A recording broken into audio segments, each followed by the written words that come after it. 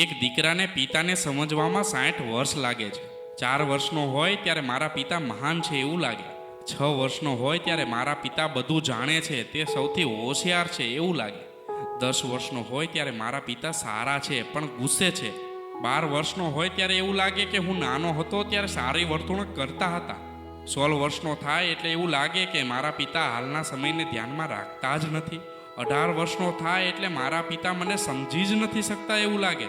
20 વર્ષનો હોય ત્યારે ઓહ, હવે મારા પિતા સાથે રહેવું અસહ્ય બની ગયું છે.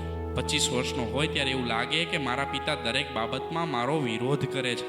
30 વર્ષનો હોય ત્યારે એવું લાગે કે મારા નાનો પુત્ર સંભાળવો બહુ મુશ્કેલ થઈ રહ્યો છે. 40 વર્ષનો હોય ત્યારે એવું લાગે કે મારા પિતાએ મને કેટલો શિસ્તબદ્ધ કર્યો.